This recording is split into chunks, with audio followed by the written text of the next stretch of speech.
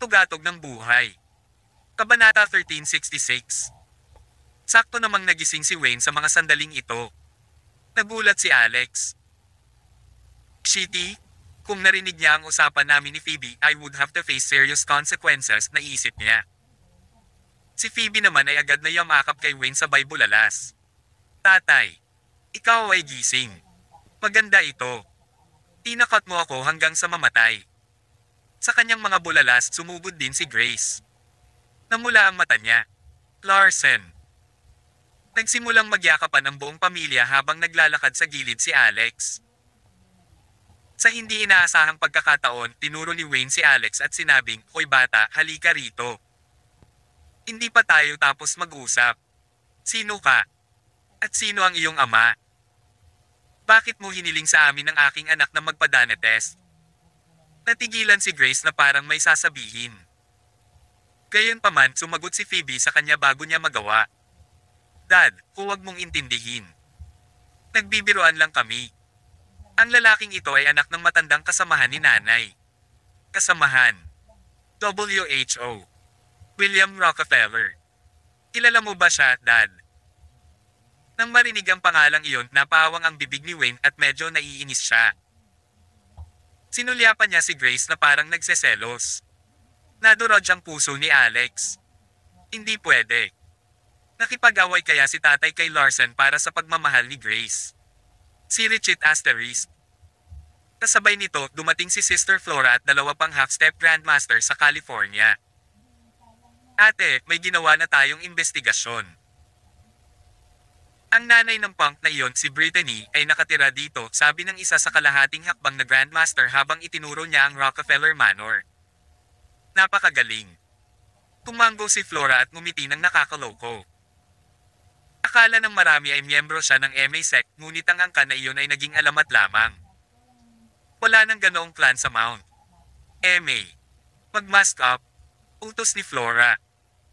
Lahat sila ay naglabas ng kanilang mga maskara at inilagay ito sa kanilang mga mukha. Ang lahat ng mga maskara ay mukhang pareho, kakaibang nakakatakot. Ang mga ito ay berde na may matatalas na ngipin, mga sungay na parang sa demonyo. Bukod dito, ang kanilang mga mukha at bibig ay puno ng dugo. Bumagsak, bumagsak, bumagsak. Sa pagbato ng ilang bato, nagawa nilang basagin ang bawat surveillance camera sa Manor. Creek. Ginamit ni Flora ang kanyang madilim na puwersa upang basagin ang mga kondado na madaling binuksan ang pinto. Agad na pumasok ang tatlo sa mansyon at marahang isinara ang pinto sa likuran nila. Sa sandaling iyon, ang mga mata ni Flora ay parang napuno ng dugo. Kung nandito si Alex, mapapansin niya na ang aura ni Flora ay katulad ng kay Carol. Ito ay ang kulto ng dugo. Ginagamit niya ang bloodthirsty demonic art. Napuno ng hangin ang malamig niyang boses. Isave para kay Brittany, patayin ang lahat sa Manor. Oo, sister. Sila ay matulin mula sa harapang bakuran hanggang sa pangunahing bahay sa loob lamang ng ilang minuto. Noon lang napansin nilang may mga nakaupo sa isang bulwagan. Mayroong hindi bababa sa 10 sa kanila. Gayunpaman, sa kanilang biglaang paglitaw, ang mga taong ito ay tila abnormal na kalmado. Si Brittany, na nakaupo sa gitna, ay tumayo at mahinahong sinabi, "You guys are late. Buong araw kaming naghihintay pero sa lahat ng oras kayong tatlo." Kabanata 1367. Nanlamig ang mga taong nakamaskara. Dahil nakasuot sila ng maskara, walang makapagsasabi kung ano ang kanilang mga ekspresyon noong panahong iyon. Naningkit ang dagwang mga mata ni Flora at ngumiti siya ng uhaw sa dugo. "Kaya mukhang handa na kayong lahat sa kamatayan. Patalino. Paano ito? Dahil matulungin kayong mga lalaki, hahayaan ko kayong mamatay ng mabilis at hindi ko sisirain ang inyong katawan. Mag-ukay pa ako ng butas para ibaon din ang mga katawan mo." Magandang pag-iisip. Sa oras na iyon, sapat na ang butas para malibing kayong tatlo. Sa pagkakataong iyon, biglang tumayo ang isang matandang lalaki. Si Keith iyon. Matapos malaman na nagkakaproblema ang Rockefellers, sumugod siya para magbigay ng tulong. Isang mainitan ng ulo na kalahating step na Grandmaster ang nahiya sa sinabi ni Keith. Gusto mo bang mamatay muna, matanda? Sige, pagbibigyan ko ang iyong hiling. Sisiguraduhin kong madudurog ka ng husto na hindi ka karapat-dapat na ilibing. Pagkasabi nito, agad na naglunsad ng pag-atake ang half-step Grandmaster. Sa pamamagitan nito, ipinakita niya ang kanyang lakas bilang isang half-step Grandmaster na humahampas sa karamihan. Maghintay ka. Boses ni Flora. Tila masunurin kay Sister Flora, ang kalahating hakbang na Grandmaster ay tumigil sa kanyang pag-atake. Tinitigan niya ang mga taong nasa harapan niya at nagtanong sino si Brittany Rockefeller. Ako ay. Sagot ni Brittany. Mabuti. Ang iyong anak ay nakagawa ng isang malaking pagkakamali. I suppose alam mo na yun, di ba? Kaya naman ang sinumang malayo sa iyong anak ay dapat pugutan ng ulo at ihandog bilang sakripisyo sa taong pinatay niya. Kaya sabihin mo sa akin, may iba ka pa bang kamag-anak? Nang marinig ito, lahat ng naruroon ay nagalit. Talagang sinusubukan nilang pugutan ng ulo ang sinumang malayong kamag-anak ni Alex. Kung talagang gusto nilang makamit iyon, kailangan nilang putulin ng higit sa 10,000 ulo. Tita niya ako. So, naglakas loob ka bang pugutan ako ng ulo? Isang magandang babae ang pumasok sa hall. Nakasuot ng mahaba at puting damit at isang pares ng puting stilettos para siyang hindi kabilang sa mundong ito. Si Tita Rockefeller iyon. Ilang taon na ang nakalipas ngunit kailangan niyang gumamit ng banyo ngayon lang. So ikaw ang tiyahin ni Alex Rockefeller. Sige, isasama kita. Sino pa ba? Ako ang magiging asawa niya kaya magbibilang ba ako? Tumayo si Waltz. Talagang mahalaga ang kanyang kasintahan. Kapatid niya ako, binibilang ko ba? Sabi ni Holly. Oo. Paano ang kanyang Diyosa? Nagsalita si Maya. Siya rin noong una ay gustong sabihin na siya ang kanyang magiging asawa, ngunit napakaraming tao sa paligid at hindi niya napigilan ang sarili na sabihin iyon ng malakas. Gayunpaman kay Flora, ang mga taong ito ay mas malapit kay Alex kaysa sa sinuman sa kanyang mga kamag-anak. Sa makatuwid, ang lahat ng mga ito ay dapat mabilang sa pagpatay na ito. Ito ang dahilan kung bakit kailangang pugutan ng ulo ang lahat ng naririto. Ate, papatayin ba natin sila o hindi? Nagsisimula ng Maynes ang mainitan ng ulo na half-step Grandmaster. Masyado silang marami, so I don't think we can bring all of them back. Pagkatapos nating pumatay, ibalik na lang natin ang ulo nila. Ganon din naman. Umiti si Flora. Sige. Mahilig akong magdala ng mga ulo. Ang kalahating hakbang na Grandmaster ay tila nasa sabik. Gayunpaman tulad ng sinabi niya na isang pulang glow ang sumilay sa kanyang leeg. Ang kanyang ulo ay tila isang bloke ng gusali na naliligaw, bumagsak sa kanyang mga balikat at gumulong sa sahig ng maraming beses. Ang kanyang ulo ay inilipat. Ang isa pang kalahating hakbang na Grandmaster ay tumili. Ito ay napaka-imposibleng mangyari sa totoong buhay. Ang kanyang kapareha ay pinatay lamang sa harap ng kanyang mga mata. Hindi niya masabi kung sino ang pugot sa kanya. Si Flora ay labis na naguguluhan din. Sino yun? Sino ang gumawa nito? Napatras siya ng 3 hakbang at sumigaw, halatang naguguluhan. Noong una, akala niya ay madali itong misyon, ngunit nagbago ang isip niya ngayon. Ang sitwasyon ay tila unti-unting bumabaliktad sa kanilang pabor. Ako. Nagtaas ng kamay si Tita Rockefeller. Sorry, pinatay ko siya. Ikaw, paano mo nagawa? Nakatuon si Flora sa lahat ng nasa silid. Kaya hindi niya napansin ang ginawa ni Tita Rockefeller. Sa tanong na ito, bahagyang itinaas ni Tita Rockefeller ang kanyang kamay, bahagyang kumukumpas patungo sa isa pang half-step Grandmaster. Sa susunod na segundo, ang ulo ng isa pang kalahating hakbang na Grandmaster ay bumagsak din pabalik. Ang kanyang mga mata ay gumagalaw pa rin sa oras na iyon, ngunit ang sugat ay tila nasunog ng husto. Walang kahit isang patak ng dugo. Tawag. I pre. I-click. I subscribe kwentong nobela. Kabanata 1368. Napagmasdan mo ba itong mabuti? Ganyan lang ginawa ko.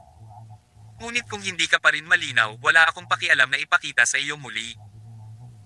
Mahinahong sabi ni Tita Rockefeller.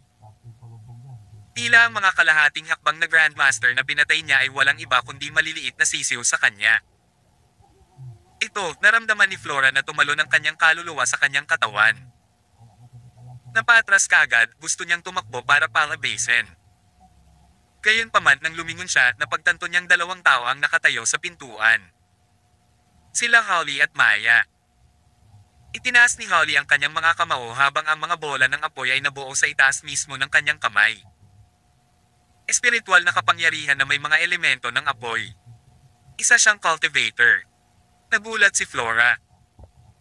Hindi niya inaasahan na ang batang kapatid na babae ni Alex ay magiging isang aktwal na cultivation guro ng lahat ng bagay. Bukod pa rito, ang babaeng iyon na nakapatay lang ng dalawang half-step Grandmaster sa isang iglap ay isang mas nakakatakot na paksa. Sa wakas ay napagtanto ni Flora na ang kanyang kapatid ay nakipagkamay sa maling grupo ng mga tao. Baka malubha rin siya. Ang dagwang mga mata ni Flora ay nagpakawala ng malaking bumulwak ng demonyong chi habang siya ay sumisigaw, "Umalis ka sa harapan ko." Ang boses niya ay parang demonyo dahil na-activate niya ang kanyang mental power. Bilang isang cultivator, ang kanyang lakas ay pangunahin sa pagkontrol sa mga isipan. Ang kanyang kapangyarihan ay kilala bilang Shiksu Melody. Saglit na natigilan si Holly. Dahil sa abala na ito, bahagyang bumagal ang kanyang kamao. Kaya naman iniwasan ito ni Flora at inilabas ang isang punyal mula sa kanyang mga bulsa, itinago ito patungo kay Holly. Shing! Sa sandaling iyon, isang dilaw na sinag ng liwanag ang bumungad sa katawan ni Holly. Tila ang anting-anting na ibinigay sa kanya ni Alex ay nagsisimula ng magkabisa na hamarang sa pag-atake ni Flora. Si Maya na nakatayo sa tabi ng dalawa ay agad na pinaandar ang kanyang silver frost at ipinatong ang kanyang palad sa dibdib ni Flora. Bam! Bumagsak si Flora sa lupa. Idiniin ni Tita Rockefeller ang kanyang paa sa dibdib ni Flora, pinipigilan siya habang tinanggal niya ang kanyang maskara. Dahil doon, natapos na ang pangyayaring ito. Dinala ni Brittany si Tia Rockefeller sa mesa na may matamis na ngiti na hiniling na manatili siya para sa hapunan. Ayos lang, sabi ni Tita Rockefeller. Medyo nag-aalala pa rin ako dahil pinukaw ni Alex ang isang grupo ng mga hindi pangkaraniwang tao pabalik sa Michigan kaya papunta ako doon ngayon. Tayo. Dapat bang magtago, pansamantala, sa palagay ko? Gusto rin naming pumunta sa Michigan. Kakayanin natin, sagot ni Maya. Kung gayon, magkita-kita tayong lahat sa Michigan. Tila hindi interesado si Tita Rockefeller na pumunta bilang isang buong grupo. Sa halip, umalis na lang siya sa mansyon ng walang sabi-sabi. Si Richard Asterisk. Lumipas ang 3 araw. Sa mismong araw na ito, ang pamilya Zimmer ng Michigan ay nagdaraos ng libing sa kanilang lugar. Bagaman hindi ito maituturing na isang manor, medyo malaki pa rin ito. Ang mga casket ni Ethan at Vile ay inilagay ng maayos sa harap ng bulwagan. Pagkatapos ng 3 araw, ang mga talakayan tungkol sa pagsubok na ito ay naging lubhang mainit. Siniguro ng pamilyang Zimmer na gagamitin ang lahat sa kanilang kapangyarihan para kontrolin kung ano ang maaaring ikalat ng internet. Gumawa pa sila ng anunsyo para lang sirain ang reputasyon ni Alex at Phoebe. Nagawa nilang akusahan sila bilang isang kasuklam-suklam na mag-asawa na walang mga hangganan, samantalang ang kanilang mga anak ay mga inosenteng mamamayan. Kasalukuyang alas 10 na ng umaga. Dumating na ang buong pamilya Zimmer sa bulwagan. Bukod dito, dumating na rin ang Law Enforcement Department ng Michigan, isang inspector mula sa Alaska, at Lord Commander mula sa pinakamahiwagang departamento sa Amerika, Department 6. Sa napakalakas na bigger sa paligid, ang hangin ay mabigat na may napakalakas na kapaligiran. Wala man lang ng ahas na huminga ng napakalakas. Mabilis na lumipas ang mga segundo. Biglang may sumigaw. Ayan. Nandyan siya. Dumating siya sa wakas. Dumating na si Alex sa hall. Kabanata 1369. Gayunpaman, hindi nag-iisa si Alex. Sa tabi niya ay ang ethereal na si Tita Rockefeller, nakasuot ng flowy white dress na para bang dadalo siya sa isang kasal sa halip na isang libing. Ang Larsens, isang pamilya ng 3, ay dumating kasama nila. Nakakagulat na natag din si Wayne. Bukod sa kanila, naroon din si Zachary mula sa Divine Constabulary. Nang mapansin niya si Lord Commander mula sa Department 6, nagulat si Zachary. Bahagyang natakot, bulong niya sa sarili. Bakit nandito? Bagamat mahina ang boses nito ay narinig ni Alex ang sinabi nito. Lumingon si Alex at nagtanong, Mr. Xavier, sinong kausap mo? Ilang sulyap si Zachary kay Lord Commander at pamulong. Yung lalaking yon, yung may balbas. Iyon ay si Lord Commander ng Department 6, ang pinakamataas na commander sa kanilang departamento. Hindi ko talaga inaasahan na narito rin ang makapangyarihang lalaki na ito. Napatingin si Alex sa lalaki. Department 6. Ano yan? Sa hindi inaasahang pagkakataon, nang lumingon si Alex sa kanya ay tila naramdaman ni Lord Commander ang kanyang tingin at napalingon din kay Alex. Saglit na nagtama ang dalawang pares ng mata. Biglang pinakitaan ni Lord Commander si Alex ng isang malumanay ng ngiti na parang nakakita lang ng kamag-anak. Gayunpaman, ang mismong ngiting ito ay hindi nakapagsalita kay Zachary na nakatayo sa likuran ni Alex. Mukhang alam din ni Grace kung ano ang Department 6. Nang marinig niya ang kanilang usapan, nagulat siya. Siya si Lord Commander. Hindi ko inaasahan na inimbitahan ng pamilyang Zimmer ang lalaking ito dito mismo. Kung siya ay pumanig sa mga Zimmer, kung gayon ang sitwasyon ay dapat na ibang-iba kaysa sa aming inakala. Kumunat ang noo ni Wayne. Si Lord Commander yon. Kung ang mga Zimmer ay may kaugnayan kay Lord Commander, bakit nila hahayaan si Easton na gawin ng mga immoral na bagay para lang makuha ang kapangyarihan ng ating pamilya sa Alaska? Si Richard Asterisk. Ito rin ang itinanong ni Quentin. Ang Lord Commander ng Department 6 ay si Grant Zenos, isang napakalakas na figure ng mataas na katayuan. Nagtrabaho siya sa gobyerno at may akses sa bawat opisyal sa bansa. Bukod dito, ang Department 6 ay isang napakahusay na nakatagong departamento. Ang Divine Constabulary ay walang halaga kumpara dito.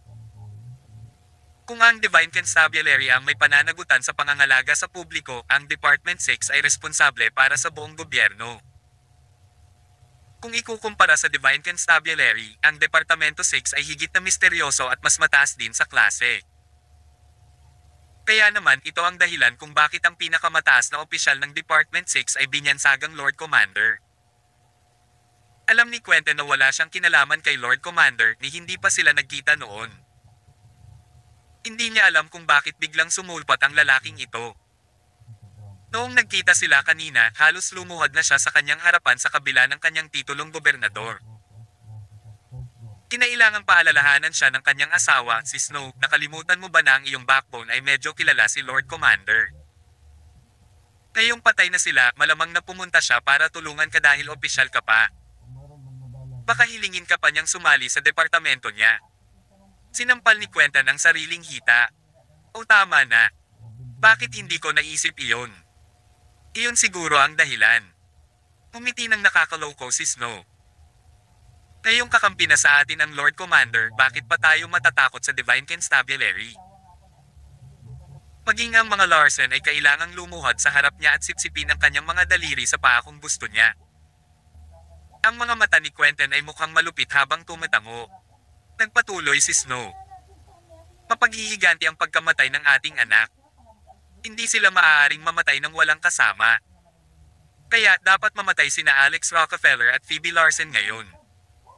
Bukod dito, ang buong pamilya ni Rockefeller ay mahuhuli. Sinabi ko kay Flora na gawin ito noong nakaraan. Sa oras na ilibing sina Easton at Vile, ang kanilang mga ulo ay ililibing kasama nila bilang mga sakripisyo. Ngayong naiisip ko ito, malamang ay natapos na ni Sister Flora ang trabaho ngayon. Nang matapos ang kanilang usapan, napansin ng mag-asawa na dumating na si Alex at ang iba pa. Nasa kanila ang mga bola. Ibibigay ko sa kanila yan. Dumating talaga sila.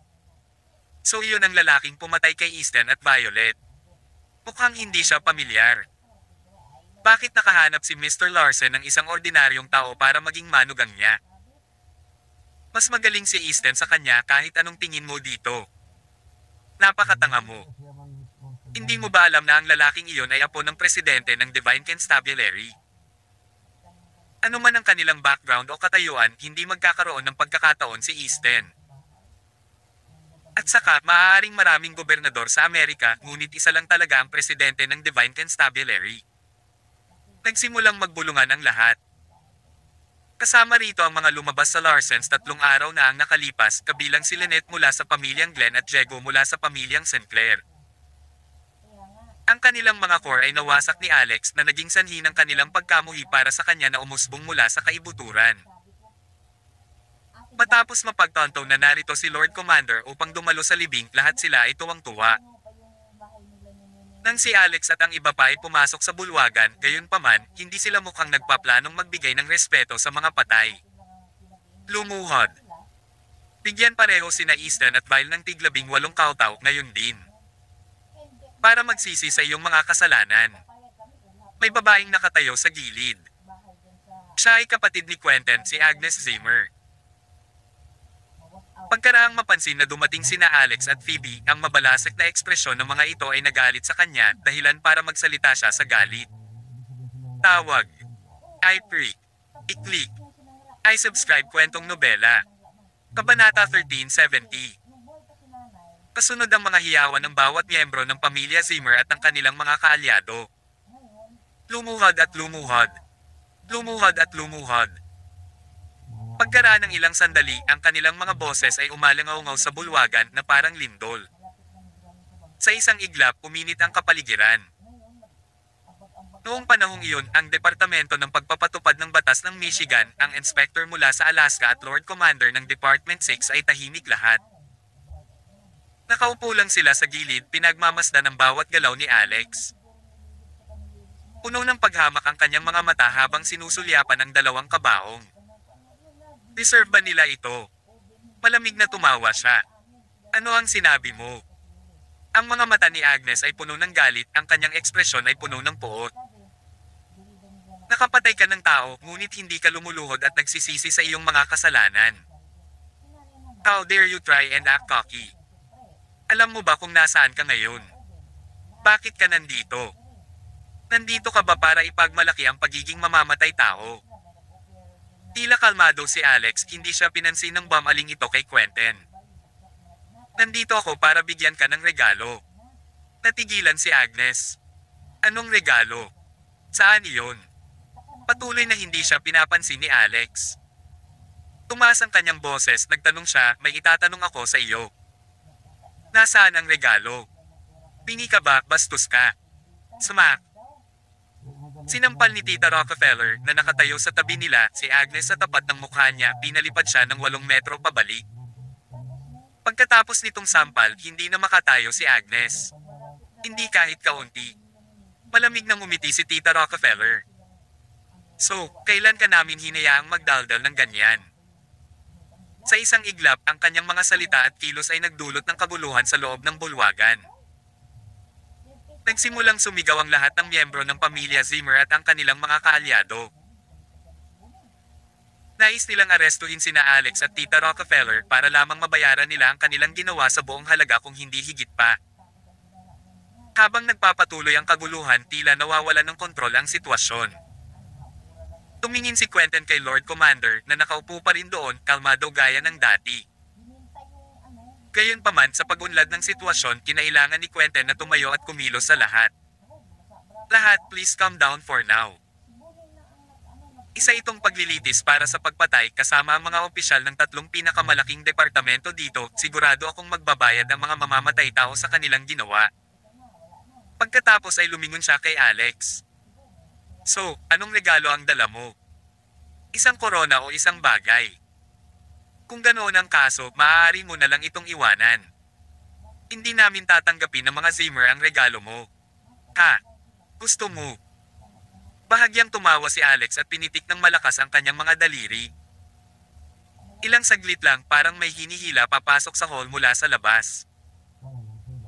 Hindi naiintindihan ng lahat kung ano ang intensyon ni Alex, kaya napatingin sila sa pinto. Gayunpaman, ang nakita ng kanilang mga mata ay 2 lalaki na hinihila, ang isang Escarlata na kabaong na may tali na naglalakad papunta sa bulwagan. Hindi man lang binuhat ang kabaong, literal na kinaladkad nila ito papasok. Isang kabaong. Ang lahat ay nagulat, ang mga kakaibang ekspresyon ay nakaplaster sa kanilang mga mukha. Maaaring dumalo ka sa isang libing, ngunit ang pagbibigay ng kabaong sa pamilya ay mali lang. Mukha bang may kailangan sila? Gayunpaman, sa lalong madaling panahon natanto nila na hindi lang isang kabaong ang binibigay ni Alex sa kanila. Tatlo sa parehong modelo ang hinihila papasok. Higit sa lahat, ang mga casket ay tila ginawa sa napakababang kalidad. Matapos madrag papasok, ang alitan sa magaspang na ibabaw ay nagdulot ng maraming abrasion sa base nito. Pagdating nito sa bulwagan, ang kabaong ay parang sira na, ang ilalim ay parang anumang oras ay maaaring mahulog. Sa sobrang galit ni na Quentin at Snow ay halos samukha sila ng dugo. Anong ibig mong sabihin? Naiisip mo bang patayin ang buong pamilya ko? Umiling si Alex. Hindi. Ngunit maaari ninyong buksan ang kabaong at tingnan. Kabanata 1371. Ang lahat ng mga Zimmer ay sobrang galit na sila ay nanginginig. Iniling namin sa iyo na dumalo sa paglilitis, ngunit dito mo kami pinadalhan ng 3 kabaong. Hindi banggitin na lahat sila ay may mababang kalidad. Sino ba ang gusto mong ilagay sa loob? Galit na galit si Agnes na nagsimula siyang humagulgol, puno ng galit ang kanyang mga mata. Kayo, nakakatawa kayong lahat. Siya lunged over at marahas na sinipa ang kabaong. Gayunpaman, ang kalidad ng kahoy ay masyadong mahina. Nabasag ni Agnes ang mga tabla, ang buong takong niya ay dumaikit sa pagitan. Ang mga fragment sa board ay tumago sa kanyang balat na naging dahilan upang mapanganga ang kanyang mga ngipin sa sakit. Sa huli, kinailangan ng isa pang miyembro ng kanilang pamilya na buksan ang board para makalabas siya. Habang ginagawa niya iyon, nasulyapan niya kung ano ang nasa loob ng kabaong. Agad siyang napasigaw sa takot nang mapansin niya ang isang pares ng patay at malamig na mga mata na nakatingin sa kanya. Ayan! May tao dyan! Sigaw ng lalaki. Ano? May tao sa casket. Sino ito? Agad na sumugod si Snow at binuksan ang takip ng kabaong. Bahagyang nanlaki ang mata niya.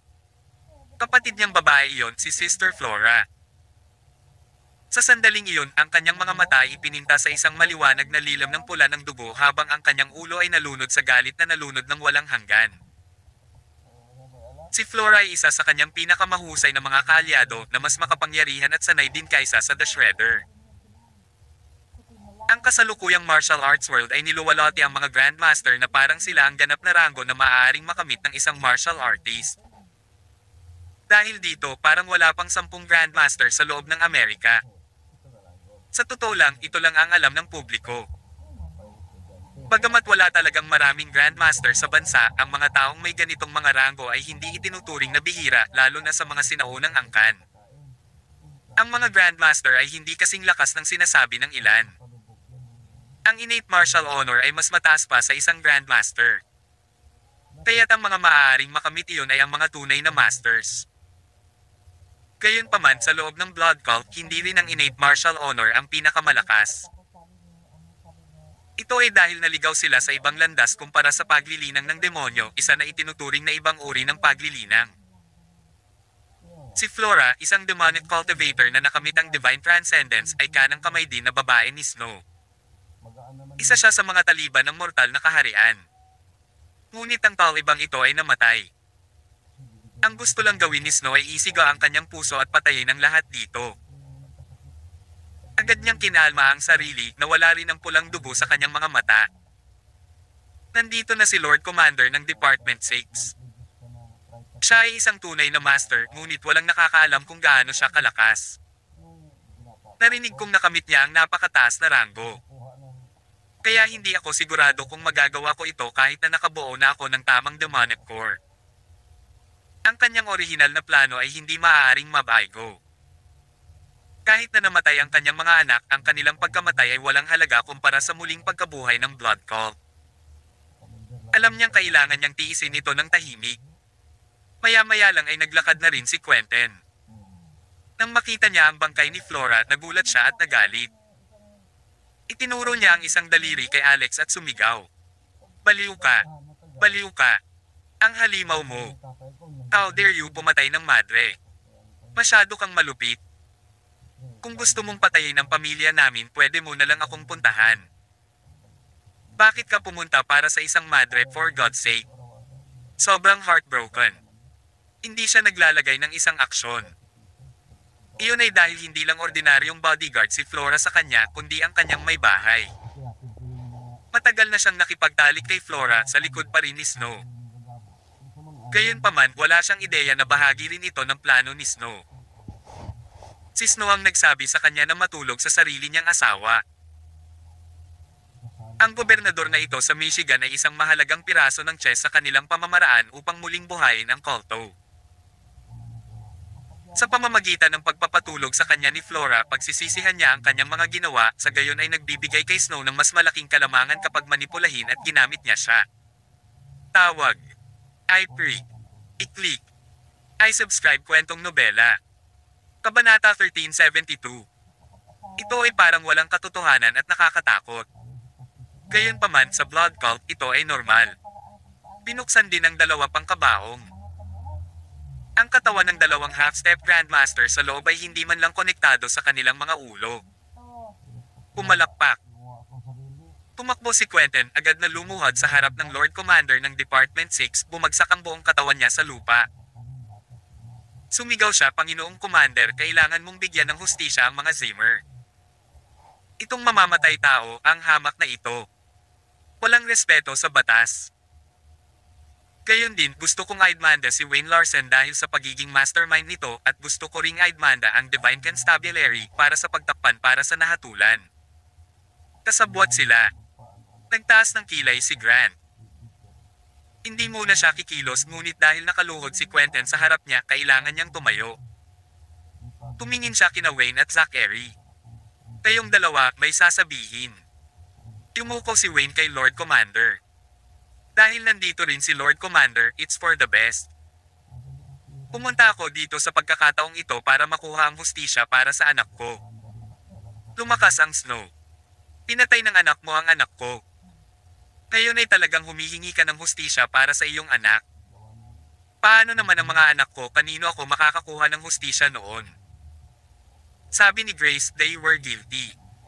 Nararapat silang mamatay. Be ill shit. Ang iyong anak na babae ang dapat mamatay. Parang mag-aaway ang dalawa. Sa sandaling ito, dumating si Zachary na may dalang laptop at sinabing, "Easton at Vile, karapat-dapat ba silang mamatay? Mayroon akong pinakamahusay na ebidensya dito, at wala akong pakialam na ipakita ito sa lahat." Sabi ni Grant, "Oh. May isang video, ipakita sa amin." Ang video ay walang iba kundi si Vile mismo, na malinaw na nagpapakita kung ano ang nangyari noong panahong iyon. Sinisikap ni Easton na ipilit ang sarili kay Phoebe, pagkatapos ang kanyang disik ay pinutol ni Alex bago siya napatay sa matinding galit. Maging ang pag-uusap sa oras na iyon ay malinaw na naitala. Habang nagpe-play ang video, natahimik ang maraming tao sa funeral hall. Maging ang karamihan sa mga Zimmer ay tahimik. Sapat na bang malinaw ang katotohanan ngayon? Tanong ni Grace. Ang iyong anak na lalaki at anak na babae ang umupa kay Mr. Glenn, pumasok sa aking tahanan sa kalagitnaan ng gabi at nagdroga sa aking anak na babae. Hindi lang gusto mo siyang halayin kundi kinunan mo pa ito ng pelikula para banta siya. Itong mga actions ng mga hayop, hindi ba sila karapat-dapat sa kanilang wakas? Ang pagpatay sa kanila ay naging madali sa kanila. Kung nandoon ako, pinahirapan ko sila at nagbabayad ng higit pa. Hindi alam ni na Quentin at Snow ang tungkol sa pagkakaroon ng video na ito noon. Natigilan sila. Gayunpaman, mabilis na nakabawi si Snow. You would say anything para magmukhang guilty ang mga anak ko. Ano ang mapapatunayan ng video na ito? Hindi mo makita ang mga mukha nila. Paano nagawa ng anak ko ang ganoong bagay? Ito ay ganap na binubuo mo. Sinadya ninyong kinunan ito at nilagyan ng dumi ang anak ko. Galit na sumigaw si Phoebe, "Hindi mo ba nakikilala ang boses ng sarili mong anak?" Sabi ni Snow, "Hindi ito boses ng anak ko. Ito ay na-edit ninyong lahat." Napatingin si Wayne kay Grant, "Lord Commander, the truth is clearly laid out, the Zimmers are just lukang excuses." Sa palagay ko ang pagsubok na ito ay dapat humatol sa mga Zimmer, hindi sa amin. Gayunpaman umiling si Grant at sinabing pagtingin lang sa video na ito walang simula at wakas. Hindi nito sinasabi ang buong kwento upang maging matapat. Ang sinabi ni Mrs. Zimmer ay may ilang dahilan, napaka-advance na ng teknolohiya ngayon, ang pagpepeke ng video ay isang bagay na napakasimple. Kahit na nakapatay nga si Alex ng mga tao at hindi kaunti kahit nakasama siya sa Divine Constabulary, hindi ito nagbibigay sa kanya ng karapatang pumatay ng basta-basta. Narito ang sa tingin ko, ang mga Zimmer ay nagkakaroon ng libing ngayon, hindi ito ang tamang oras para sa isang pagsubok. Si Alex naman, ibabalik ko siya sa Department 6, siguradong seryosong mag-iimbestiga ang Department 6. Nagulat ang Larson at Zachary. Hindi nila akalain na sasabihin pa rin ito ni Lord Commander pagkatapos panoorin ang video, halatang halata siyang bias, at pagkatapos may padala sa Department 6, makakalabas pa kaya si Alex? Sa kabilang banda, si Quentin at Snow ay napuno ng saya, hindi nila maiwasang isipin, tinulungan tayo ni Lord Commander ng walang pag-aalinlangan, pinaplano niyang kunin ang mga Zimmer sa kanyang panig. Kabanata 1373. Halos tumawa ng malakas si Snow sa tuwa. Ang Panginoong Commander ay personal na dumating, nilutas ang labanan sa hindi oras. Binalak niyang kunin ang mga Zimmer sa kanyang panig. Magandang balita ito dahil ang Departamento 6 ang tunay na ubod ng gininto ang panahon. Sila ay isang lihim at makapangyarihang organisasyon kung saan ang karaniwang tao ay hindi alam ang pagkakaroon nito. Ang pagpasok sa Department 6 ay isang napakahirap na bagay na gawin. Lahat ng miyembro ng Departamento 6 ay direktang pinili ng mga pinuno. Walang pagsusuri o recruitment para sa sibil na ito. Posisyon. Ang paglusot ng Blood Cult ay halos imposibleng makamit. Gayunpaman kung plano ni Lord Commander na pasukin si Quentin, ito ay magbibigay kay Snow ng pambihirang pagkakataon na kailangan niya. Sa sapat na oras, kumpiyansa siyang hahabulin niya ang Department 6. At ang huling layunin ay ang trono. Sa pag-iisip nito, agad na lumuhod si Snow sa harap ng Lord Commander at malakas na sinabi, "Matalino ka, Lord Commander. Nakikiusap ako sa Panginoon na bigyan ng hustisya ang mga Zimmer. Tiyak na susundin nila ang iyong pamumuno mula ngayon." Masyadong prangka at hilaw ang kanyang mga salita. Bilang asawa ng isang gobernador, hindi siya pinapayagang magsabi ng mga ganoong bagay dahil ito ay malinaw na sumusukat. Gayunpaman, kailangan niyang ipakita ang kanyang katapatan o baka hindi na siya magkaroon ng ganoong pagkakataon sa susunod.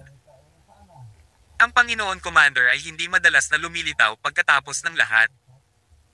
Hindi siya ganoon kadaling makilala. Sinabi ni Grant, "Makatiyak ka, ang Department 6 ay palaging patas at makatarungan. Kung ano ang totoo at kung ano ang hindi ay ibubunyag.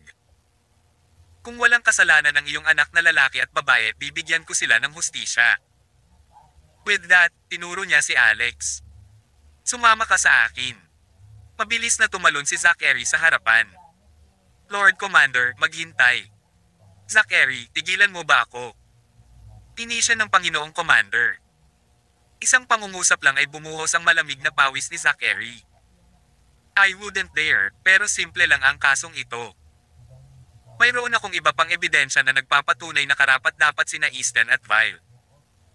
Ipapakita ko agad sa iyo." Itinaas niya ang kanyang laptop. Sa kanyang pagtataka, tinamaan lang ito ni Lord Commander. Ang laptop ay naging walang iba kundi isang kumpol ng metal na may lumalabas na berdeng usok mula rito. Hindi na kailangan, ang ebidensya, mismong ang Department 6 ang maghahanap kasama kayong lahat sa Divine Constabulary, kailangan iwasan ang pagdududa, cool niyang sabi. Nang matapos siyang magsalita, nang makitang hindi gumagalaw si Alex, nanlamig ang kanyang tingin. "Naglakas loob ka bang suwayan ako? Kahit na ang tatay mo, hindi siya maglalakas loob na suwayan ako." Umiling si Alex. "Kilala mo ang tatay ko. Hindi mahalaga kung kilala ko siya o hindi. Kung lumabag ka sa batas, pupugutan ka pa rin ng ulo ng walang awa. Sa sandaling iyon, malamig na bamantong hininga si Tita Rockefeller at sinabing, "Hindi ko alam kung sino ka, at wala akong pakialam kung gaano kalakas ang iyong posisyon, ngunit ang iyong mga aksyon ngayon ay hindi makakakuha ng pag-aproba ng mga tao." Sa sobrang kinikilinggan, pagbaligtad ng katotohanan, pagsasabi ng hindi makatotohanang mga salita, at pagsirapan ng ebidensya. Ang paghihigpit sa kalayaan sa pagsasalita, hindi pa ako nakakita ng ganoong bagay sa aking mahabang buhay. Hindi ka aalis ni Alex. Dahil sa mga salita ni Tita Rockefeller, natakot si Zachary at ang iba pa sa kanya. Ang pagsuway sa Panginoong Commander sa publiko ay may malubhang kahihinatnan. Ito ay totoo lalo na para kay Zachary. Kilalang kilala niya si Grant. Alam niyang isa siyang nakangiting tigre at talagang napakasama niya at mahirap pakisamahan. Higit sa lahat siya ay isang profesional sa martial arts at naging mas makapangyarihan kaysa sa isang grandmaster sa loob ng mahabang panahon. Kung hindi, ang Divine Constabulary at Department 6 ay hindi nasa ganoong sitwasyon ngayon. Mga 10 taon na ang nakalilipas, ang mga estado ng ginintoang panahon ay kinokontrol ng Divine Constabulary at ang Department 6 ay namamahala sa mas maliliit. Kahit na ang mga sinaunang kwento ay nagsabi na ang dalawang organisasyong ito ay palaging naghahati sa gawain tulad nito. Gayunpaman, mula nang si Grant ay naging isang innate martial honor, nagsimula ang mga laban sa Divine Constabulary. Sa wakas, nanalo siya. Nang ang parehong posisyon ng parehong organisasyon ay inilipat, ang Departamento 6 ay nagkaroon ng higit na kapangyarihan. Dahil doon, galit na galit si Geronimo kaya nagdura siya ng dugo. Sino ka? Umiti si Grant at tinitigan si Tita Rockefeller.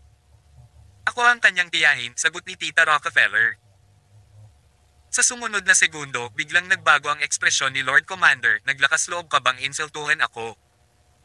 Sasampalin kita. Tumayo siya sa ibabaw niya, isang sampal na nakatutok kay Tita Rockefeller. Ito ay may napakaraming panloob na puwersa na nagdulot ng bugzo ng hangin. Pati si Alex na nasa gilid ay ramdam na ramdam ang lakas ng sampal na ito. Gusto niyang tumulong ngunit walang sapat na oras. Nanlamig ang mga mata ni Tita Rockefeller. Nagpadala rin siya ng isang hit.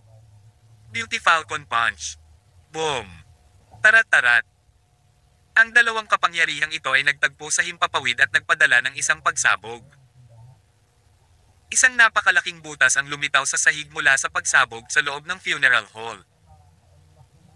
Dahan-dahang tao ang itinulak palayo ng puwersang ito, marami pa nga ang dumudura ng dugo.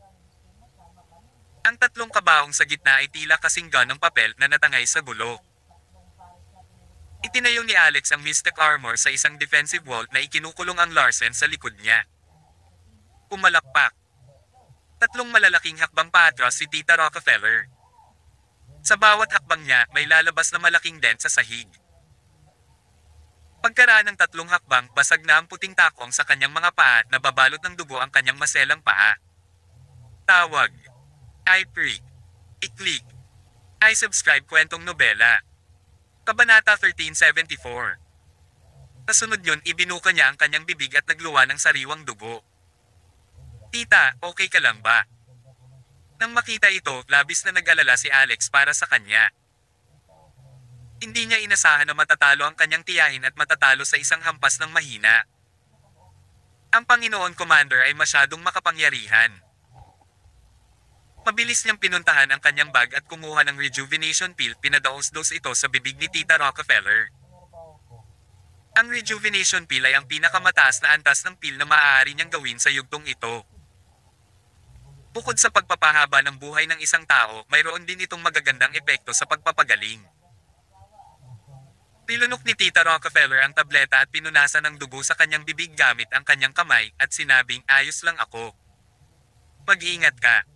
Malakas ang lalaking ito.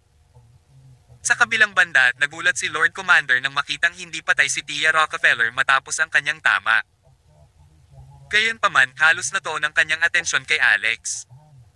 Ngayon lang niya nakita ang lahat noong ginamit niya ang Mystic Armor. Ang Dark Golden Armor Wall na iyon ay nag-iwan sa kanya ng pagkamangha at pagkagulat sa parehong oras. Ito ang gusto ko. Naisip niya sa sarili, William o William. Napakataksil mo. Ibinigay mo ang banal na aklat sa iyong anak. Ang totoo, si Lord Commander ang kumuha ng banal na aklat kay William noong mga nakaraang taon. Ang Mystic Armor ni Alex ay nasa isip ni Grant, ang bagay na nakasulat sa Holy Book. Matapos maghanap sa lahat ng mga taon na ito, sa wakas ay natagpuan niya ito kaya naman labis siyang nasa sabik. Hindi ka sasama sa akin. Fine, kung gayon maaari lang akong gumamit ng puwersa. Nang matapos magsalita si Grant, agad siyang umatake na nagpadala ng direktang tama sa ulo ni Alex. Gusto niya talagang subukan kung gaano kalakas ang banal na aklat ni William. Boom! Tarat-tarat! Upang maprotektahan si Tita Rockefeller, magagamit lamang muli ni Alex ang Mystic Armor. Isang dilaw at nagniningning na shell ng pagong ang dumaan. Ang pag-atake ni Grant ay ganap na naharang. Gayunpaman sa pagtingin sa bulwagan ng libing, ang sitwasyon ay lumala. Ang mga mesa at upuan sa gilid ay ganap na sira at ang mga tao ay muling nasaktan. Maraming tao ang hindi napigil ang mapasigaw sa takot. Oh my God! Malakas kaya ang lalaking ito? Kaya ba niyang harangan ang pag-atake ng Lord Commander? Hanapin at makita. Tiyak hindi pa ginagamit ni Lord Commander ang kanyang buong lakas. Si Grant para sa isa ay tiyak na hindi ginamit ang kanyang buong lakas, natatakot na mapatay niya si Alex. Ang hit na ito ay isang ikalima lamang ng kanyang buong kapangyarihan. Siya ay nasiyahan sa mga resulta bagaman. Sa susunod na sandali, nagpadala siya ng isa pang hit, sa pagkakataong ito ay 3/10 ng kanyang kapangyarihan. Boom! Tarat-tarat! Muling lumitaw ang baw ng pagong. Si Alex ay muling hindi nasaktan. Mas nasiyahan si Grant ngayon. Unti-unti, dinagdagan pa niya ng lakas. Hanggang sa ginamit niya ang 3/5 ng kanyang kapangyarihan ay nabasag ang Mystic Armor ni Alex. Sapat na ito para lubos na mapasaya si Grant. Ang mga Zimmers naman ay napaiyak. Ang mga kabaong ni Easton at Vile ay naapektuhan ng mga alon ng enerhiya at nabasag na sa alabok. Habang nabasag ang Mystic Armor, lumuwa rin si Alex ng isang subo ng dugo. Alam niyang sa pagkakataong ito, kailangan niyang labanan ang kanyang buhay. Tinugot niya ang espada ng universo. Kayamanan. Lalong lumawak ang ngiti sa mukha ni Lord Commander. Sa pagkakataong ito, gagamitin niya ang kanyang buong kapangyarihan, ngunit sa sandaling iyon, isang dagandong ang dumating mula sa langit. Sino mang maglakas loob na hawakan ang aking apo ay magiging mga kaaway ko. Boom! Tarat-tarat. Isang malakas na putok ang nagmula sa kisame. Isang matandang lalaki ang bumagsak sa bubong at bumagsak. Kabanata 1375. Boom! Tarat-tarat. Nagkataon lang na lumapag ang matanda kung saan inilagay ang kabaong ni Easton. Mula sa labanan ni Alex at Grant, nabasag na ng explosive energy ang magkabilang kabaong. Nang lumapag ang matanda, tinapakan ng dalawang paa niya ang ulo ni Easton at binasag ito. Splat! Nabura na ang buo niyang bungo. Matagal nang umatras si Quentin sa mga gilid ng punerarya, ngunit nang makita ang katawan ng kanyang anak na labis na sinalakay, galit na galit siya kaya samuka siya ng dugo. Para naman kay Snow, nanlamig ang kanyang mga mata at tinitigan niya ng masama ang matandang lalaki. Sa panahon ng kanilang labanan, siya ay binigyang pansin. Ang kapangyarihan ni Lord Commander ay lampas sa kanyang inaasahan, ngunit ang batang si Alex na may ganoong kapangyarihan ay labis siyang nagulat. Lumipat ng mga posisyon, alam niya na kung ang kanyang mga kakayahan ay ihagis laban sa Lord Commander, sila ay nasa antas ng Alex. Tungkol naman sa matandang ito na biglang lumitaw. Innate Martial Honor. Sa loob ng Blood Cult, marami ang nasa antas ng Innate Martial Honor. Nakilala agad ito ni Snow. Masasabi pa nga niya na ang kapangyarihan ng matandang Innate Martial Honor na ito ay nakakatakot. Ito ang uri na pinagsama ang martial arts sa karahasan. Sa katunayan, ito ay isang tunay na manlalaban. Presidente. Nang makita ni Zachary ang matanda, agad na nagpakawala ng hiyaw sa tuwa at tumalon sa unahan upang yumuko sa matanda. President, nakabalik ka na sa wakas. Binabati kita sa paggamit ng martial honor. Si Zachary sa una ay nangamba kay Grant. Gayunpaman, ngayong narito na si Geronimo, agad na huminto ang pressure na nasa ilalim niya at nagkaroon siya ng higit na kumpiyansa. Hindi pinansin ni Geronimo ang sinabi ni Zachary. Pinagmasdan ng kanyang matatalinong mata ang lugar sa isang bilog bago tuluyang mapunta kay Alex. Napuno sila ng excitement. Tinatawag kang Alex. Mabuti, mahusay, mahal na apo. Habang nagsasalita siya, namumuo talaga ang mga mata niya. Ang iyong ina, kumusta siya? Si Alex ay napakaasikaso sa matanda mula nang siya ay pumasok. Alam niyang ito ang ama ng kanyang ina. Gayunpaman, wala siyang anumang naunang alaala ng kanyang lolo. Ang tanging masasabi niya ay taos puso ang kinikilos ng matandang ito. Bahagya niyang itinanggo ang ulo, mahigpit ang mga labi. Sa sandaling iyon, tumawa ng malakas si Lord Commander at sinabi kay Geronimo, "Geronimo, ikaw ay nasa bottleneck sa loob ng maraming taon. Nagsasanay ka ng mag-isa hanggang sa halos mabulok ang iyong puwit. Ngayon, sa wakas nakalusot ka na. Binabati kita." Ang mga salitang ito ay labis na nakakairita sa pandinig ni Geronimo. Pinandilatan niya si Lord Commander, umungol, "Grant, you son of a B***T. Huwag kang magbiro sa harap ko. Balang araw, babawiin ko ang kinuha mo sa akin. Babawiin ko lahat." Natigilan si Alex. Hindi niya akalain na si Geronimo, sa ganoong edad, ay magsasalita ng ganoon kabulgar na parang warlord. "Haha. Geronimo, ang ikli mo pa rin. Sige, hihintayin kita."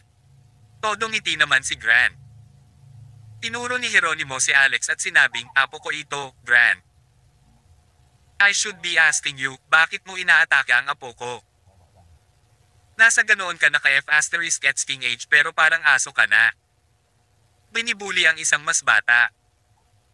Sa tingin mo ba ako, si Geronimo, ay patay na?" May init pa rin si Grant. Nawala ang ngiti niya at malamig siyang ngumuso, "Maraming tao ang pinatay ng apo mo. Gusto ng Department 6 na ibalik siya para sa investigasyon. May problema ba?" Tumanggi siyang makipagtulungan kaya hinuhuli ko siya ng mag-isa. "So anong masama doon?" Umungol si Geronimo. "Bullshit. Ang sitwasyon na narinig ko ay malinaw na ang sariling kasalanan ng Zimmer na iyon. Kung gusto mo lang akong i-target, Grant, ibigay mo sa akin ang lahat ng mayroon ka. Pero kung tatakasin mo ang apo ko, papatayin ko ang buong pamilya mo." Ang mga tao sa gilid, nang marinig ito, lahat ay nalaglag ang kanilang mga panga at nagsimulang manginig sa takot. Sina Grant at Geronimo ay parehong pinuno sa tuktok ng pyramid. Walang mag-aakalang mag-aaway sila dito sa funeral hall ng mga Zimmer na parang nag-aaway sa mga lansangan. Si Geronimo, lalo na, ay napakaikli, nagmumura ng malakas paminsan-minsan. Ito ay hindi sa lahat ng pag-uugali na inaasahan mula sa isang pinuno. Kinurot ni Tita Rockefeller ang daliri ni Alex at bamulong. "Ang cute ng lolo mo." Sabi ni Alex, nagulat din ako. Naiisip niya kung anong uri ng tao si Geronimo, ngunit tiyak na hindi niya ito inisip na isang gangster warlord. Tawag. I-click. I-click. I-subscribe kwentong nobela. Kabanata 1376. Siya ay kumilos tulad ni Hercules sa mga pelikula. Gayunpaman, ang gayong tao ay simple. Siguradong himbo siya. Nagdilim ang ekspresyon ni Grant Zenos. "Mukhang masyado kang naging maangas pagkatapos mong makamit ang martial honor, Geronimo. Hindi mo na alam kung sino ka. Sige, kailangan ko lang makita kung ano talaga ang naabot mo." May kasiyahan. Sagot ni Geronimo habang sumusugod. Boom! Tarat-tarat. Sa sandaling nagsimulang mag-away ang dalawa, ang bulwagan ay agad na sumabog sa malakas na kalabog at mga kalabog, ang kanilang chi ay pumupuno sa hangin. Para silang nakararanas ng lindol. Bumagsak. Nabasag ang isa sa mga haligi na naging sanhi ng pagkahulog ng ilan sa mga tile sa bubong. Pumunta ka. Lumabas tayo ngayon." Ang bubong ay gumuho. Agad na tumakbo ang lahat ng dumalo sa libing sa labasan. Maging sina Alex, Tita Rockefeller, at ang iba pa ay tumakbo para dito. Sa loob lamang ng 10 segundo o higit pa, ang funeral hall ay sumabog muli. Dahil dito, bumagsak ang buong bahay na parang avalanche. Noon lang 2 figure ang sumugod sa mga guho na parang mga hayop. Ito ay sina Grant at Geronimo. Gayunpaman, ang ilang mga sawi ay nauwi sa pagkakulong sa loob ng mga guho na hindi makagalaw sa ilalim ng mabigat na guho. Sa kabutihang palad, ang bulwagan ay isa lamang palapag na gusali. Maaari lamang silang mamatay kapag natamaan sila ng isang haligi sa ulo. Kung hindi, hindi nila magagawa kahit na gusto nila. Nasaktan ang lolo mo. Pulong ni Tita Rockefeller kay Alex. Si Alex ay isang profesional pagdating sa medisina. Kung masasabi ni Tita Rockefeller, halatang magagawa rin ni Alex. Si Jeronimo ay kasalukuyang naglalagay ng isang matigas na aksyon. Pinagpag ni Grant ang alikabok sa kanyang katawan at tumawa. Nasasaktan ka, di ba, Melvis? May hawak kang dugo sa bibig mo. Mag-ingat, huwag itulak ang iyong sarili sa gilid. Mahaba-haba pa ang lalakbayin mo bago mo ako matalo. Magsanay ng mas mabuti, sa palagay ko. Matapos mabawi, tumawa si Jeronimo. Sa iyong panaginip, ikaw ang sumusuka ng dugo. Mas maganda ang pakiramdam ko kaysa dati. Ipagpatuloy natin ang laban na ito. So pinipilit mo pa ang sarili mo. Sige, matatalo lang kita hanggang sa masiyahan ka. Kumunat ang noo ni Alex, iniisip kung dapat ba siyang pumasok dahil medyo marami pa ring trump card ang nakatago sa ilalim ng kanyang manggas. Ganon din ang naisip ni Tita Rockefeller. Masasabi ni Alex na naglalakad lang si Jeronimo sa manipis na yelo para mapanatili ito. Alam niyang pinipigilan ng kanyang lolo ang dugo sa pamamagitan ng paglunok sa halip na isuka. Gayunpaman, pinalala lamang nito ang kanyang kasalukuyang kalagayan. Bukod dito, lumilitaw na ngayon na ang rango ng martial honor ni Jeronimo ay hindi kasing lakas ng nararapat. Ito ay may depekto. Alam ni Alex ang lahat ng ito sa pamamagitan lamang ng panonood sa dalawa na naglalaban. Noon lang napuno ng hangin ang tunog ng mga umiikot na rotor. Isang helicopter ang lumipad patungo sa kanila at lumapag sa bukas na lupa sa harap ng tahanan ng mga Zimmer. Nang mapansin ng mga may matalas na mata ang logo sa helicopter, tila natigilan sila. Ang logo sa helicopter ay nagpapahiwatig na ang mga taong ito ay mula sa militar. Sa loob ng ilang minuto, isang buong pangkat ng mga lalaking militar ang sumugod, lahat ay nakasing. Sumunod sa kanila ang isang matandang may buhok na kulay abo, mabagsik ang kanyang kilos. Nagulat ang mga Zimmer at ang kanilang mga kaalyado nang makitang nagkaroon ng ganoong kalaking kaguluhan. Si Grace naman ay parang nakakita ng kamag-anak nang mapansin ang matanda. Malugod niya itong tinanggap. Kuya Ryan, handa ka na ring magpakita. Kabanata 1377. Ang taong dumating ay ang dating amo ni Grace. Siya ang nagtatag ng Hidden Dragon, si Draco Crane. Nang mapansin ni Alex ang tinutukoy ng kanyang Grace ay ang matanda, agad niyang nakilala kung sino ito. Narinig niya kasi ang tawag nito sa telepono. Itigil mo na ito. Kasabay nito, naglakad si Draco patungo sa mga guho sa ilalim ng proteksyon ng dalawang unipormadong koponan. Sigaw niya, kayong dalawa. Kayo ang mga pinuno ng Department 6 at Divine Constabulary. Ginagawa ninyong kalokohan ang inyong mga sarili sa pakikipag-away sa isa't isa. Sa sandaling iyon, parehong nakaramdam ng hindi komportable sina Grant at Jeronimo. Pagkatapos ay yumuko sila sa matanda, binati ito.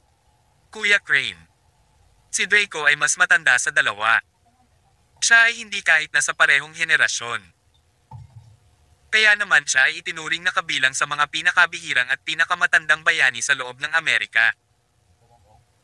Isinasantabi ang kanyang katayuan at kapangyarihan, sapat na ang karanasan ni Draco para tawagin siya ng dalawa bilang Elder Crane. Matapos mapagtanto kung sino si Draco, natigilan si Quentin. Hindi niya inaasahan na ang mga usapin ng kanyang pamilya ay makakasama ng isang makapangyarihang tao. Sa sobrang tuwa niya ay agad siyang sumugod para lang ma-welcome din siya. Gayunpaman, naglakad si Draco patungo kay Alex, iniskan siya mula sa itaas hanggang sa ibaba. Pagkatapos noon ay tinapik pa niya si Alex sa balikat niya. Magkamukha kayong dalawa. Carbon copies ng isa't isa. Halata naman kung sino ang tinutukoy niya. Alam ng sino mang nakakakilala kay Alex na ang ibig sabihin ni Draco ay kamukha ni Alex si William, ang kanyang ama. Isang malalim na buntong hininga ang pinakawala ni Draco. Bagaman tumanda na ako sa mga nakaraang taon, ang aking memorya ay naging mas mahusay. Iniisip ko siya lately. Naalala ko pa nga na may utang na loob ako sa kanya. Hindi ko talaga inasahan na mamamatay siya ng napakabata. Sayang at hindi ako nakapagpasalamat sa kanya ng personal. Nang banggitin ito ni Draco, nilagay ni Grace ang kamay niya sa bibig niya. Nagsimula siyang humagulgol ng husto. Noon nang umalis si William, nagdisband ang Hidden Dragons. Nakipagtalo si William kay Draco ng mismong araw na iyon at hindi ito natapos ng maayos. Ang dalawa ay nauwi bilang mga estranghero pagkatapos ng malupit na pagtatalo, ganap na hindi pinapansin ang kanilang mag-ama na parang relasyon. Ang sitwasyong ito ay naging sanhi pa nga ng karamihan sa mga miyembro ng Hidden Dragons na maging awkward sa paligid ni William. Gayunpaman, sa pasasalamat ni Draco, tinanggap siya ng pagkatalo at kinilala ang katayuan ni William. Sayang nga lang at pumanaw na siya. Sabi ni Grace, Elder Crane, muntik nang ma-rape ang anak ko, na itala ang insidente ng walang pahintulot niya para lang bantaan siya na obligado pa. Baka masira ang buhay niya. Si Alex ang tumulong sa kanya para sa hustisya pero nilitis pa rin siya at inaresto ng Department 6. Kami ang may sapat na ebidensya para patunayan ang kanyang kawalang kasalanan, ngunit may nagtangkang ibaling ang mga bagay laban sa amin. Hindi ko maiwasang isipin na ang Amerika ay hindi na matuwid gaya ng dati. Inayos ng matanda ang kanyang poster at matindi ang kanyang aura. Siyempre, ganoon pa rin. Ang Amerika ay palaging magiging legal at makatarungan. Ang mga inapo ng Hidden Dragons ay hindi rin dapat magalit. Ilang sulyap si Grant kay Alex. Hindi niya talaga inaasahan na malayo ang kaugnayan ni Alex sa matandang ito. Higit pa rito, nabigla siya sa katotohanan na si William ay dating miyembro ng Hidden Dragon. May mga tanong siya sa isip patungkol kay William pero alam niyang imposibleng isama si Alex kapag nagpakita si Draco. Gayunpaman, nakamit niya ang kanyang layunin ngayon ay sigurado na si Alex ay nagmana ng banal na aklat. Ang lahat ay mas madali na ngayon kung nasa isip ang kaalamang ito. Lumapit siya kay Draco. Si Elder Cryan, ang Department 6 ay sumisimbolo sa hustisya kaya wala tayong laban kay Alex Rockefeller. Gusto ko lang siyang ibalik at tanungin siya ng ilang katanungan tungkol sa bagay na ito. Kung talagang inosente siya, gagawin ko ang lahat para patunayan iyon. Walang sino man ang makakapagbintang sa kanya mamaya. Itinaas ni Draco ang kanyang saklay at itinuro ang mga miyembro ng Law Department ng Michigan at ang interrogator mula sa Alaska. Hindi ba't nililatas ninyo siyang tatlo?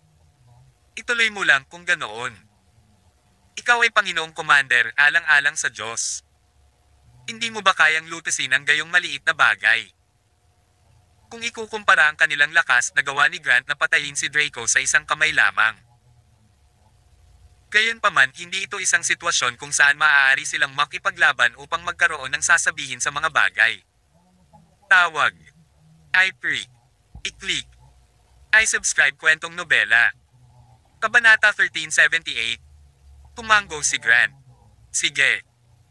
Dahil nagbigay ng ganoong utos si Elder Crane, wala akong pagtutol. Gusto ko lang ibalik si Alex dahil ayokong magkagulo dito. Ang mga taong ito ay medyo na-trigger kaya ayaw kong gumawa sila ng anumang bagay na padalos-dalos. Magiging mas maraming problema lang. Si Phoebe at ang iba pa ay nanunuya. Kung talagang nag-aalala ka tungkol dyan, hindi mo nawasak ang bulwagan nila. Evacuate na lang muna tayo.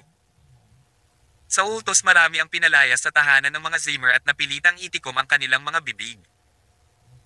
Kung ano man ang nangyari dito ay hindi kailanman dapat sabihin sa publiko. Kung sino man ang gumawa nito, sila ay nagkasala ng pagtataksil. Ang Department 6, ang Divine Constabulary, at ang lumang Hidden Dragons ay lahat ng mahahalagang organisasyon sa loob ng Amerika.